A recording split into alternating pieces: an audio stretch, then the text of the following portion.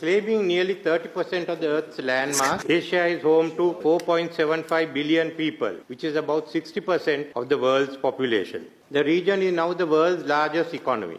Despite setbacks on the global stage, Asia has the potential for continued growth. China's recovery, together with a healthy domestic demand in India, will be the main supports of growth for the region. Asia also has the advanced economies of Japan and South Korea, contributing to the region's development through foreign investments and technology transfers. ASEAN, as the fifth largest economy in the world, is growing at a steady pace.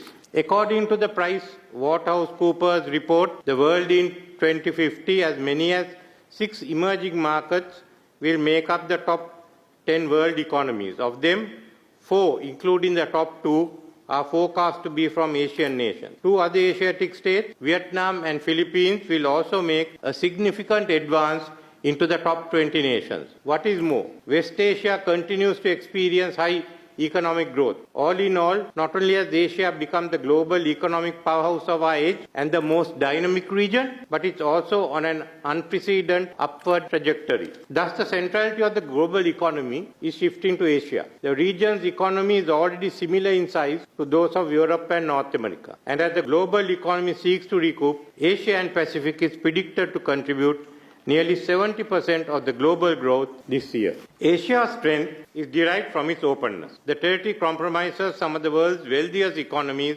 and some of the poorest, large subcontinental powers as well as small states. This diversity has only served to strengthen the region's role in the global arena. I will expand on the main challenges. A, democratic values and human rights. Sri Lanka is the oldest democracy in Asia, with a parliament tracing its origins to 1835 and universal franchise sustained from 1931.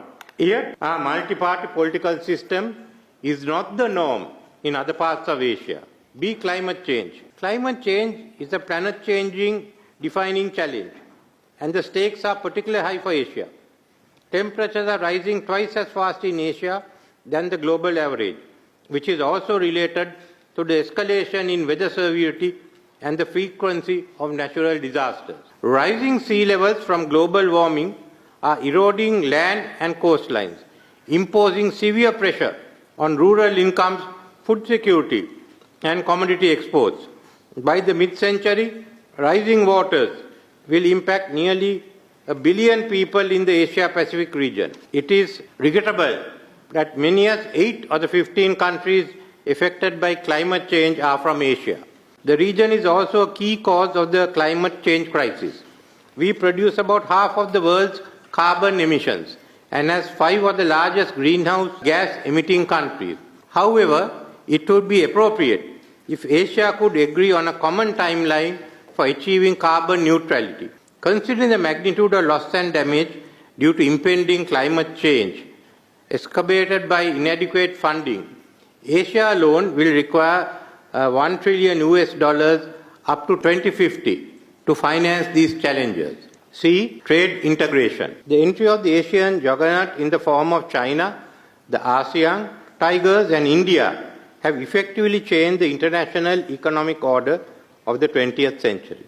Yet, these gains are at risk today as Asia confronts debt sustainability, decoupling, and economic cohesion, Sri Lanka being one of the first and worst affected. As a middle-income country, Sri Lanka accepted that A, time is of essence in resolving the issues of debt sustainability, and B, the only option available for vulnerable middle-income countries is to seek the assistance of the IMF to ensure multilateral coordination and cooperation in debt restructuring. We have now started creditors' meeting and hope for a successful conclusion before the end of 2023. Sri Lanka is dedicated to ensure equal treatment for all creditors. We want this exercise to succeed because our experience will enable more middle-income countries to utilize the IMF in ensuring multilateral coordination for debt relief. Needless to say that we in Sri Lanka and many other Asian nations are opposed to economic coercion, whether it by one country coercing another using its economic power or by indirect methods such as decoupling or friendshoring, manufacturing and sourcing only from geopolitical allies, contrary to the WTO. WTO system put in place 3 decades ago should not be bypassed for short-term geostrategic gains. The rules of the game cannot be changed arbitrarily. The losers will be the middle-income Asian countries. Sri Lanka welcomes the pledge made as the G7 Hiroshima leaders communique to reject decoupling and its strategies in favor of economic resilience and the economic security. To this end, G7 has undertaken to engage in a dialogue and follow a cooperative approach within the group, as well as with global partners, including developing countries.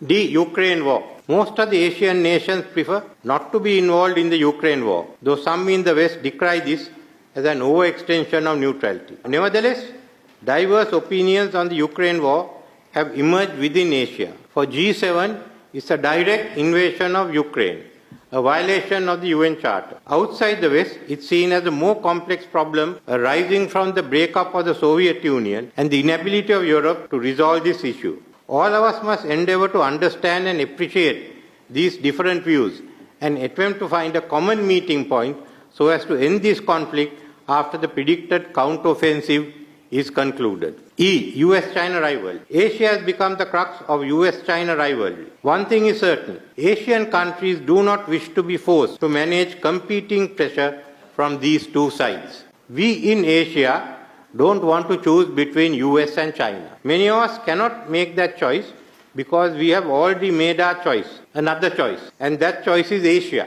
We want an Asia that can accommodate the Indo-Pacific, the BRI, as well as the ASEAN outlook on the Indo-Pacific. The BRI is a strategy to increase China's influence in Asia and Africa through economic means. We, the members of the BRI, have no security arrangements with China, nor do we intend to enter into any security arrangements with China. The Indo-Pacific is an evolving concept with unanswered questions. The APEC, Asia-Pacific Economic Cooperation, is a structured regional organization which includes channels of dialogue between the US and China. However, on the other hand, the Indian Ocean is amorphous. There is no effective regional political system nor structures to deal with the economic or security matters. The only principles guiding the Indian Ocean states are the outcome of the Asian-African Conference, Bandung 1955, and the UN Declaration of the Indian Ocean as a zone of peace.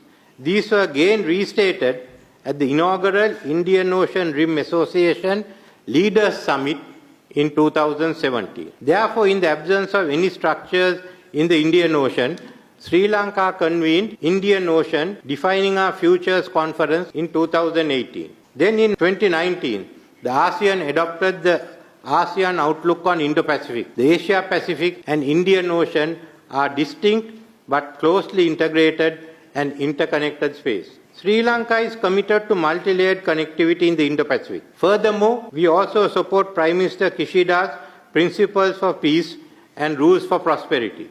In keeping with the rules for prosperity, Sri Lanka will apply for membership to the RCEP with the aim of achieving a higher level of economic liberalization.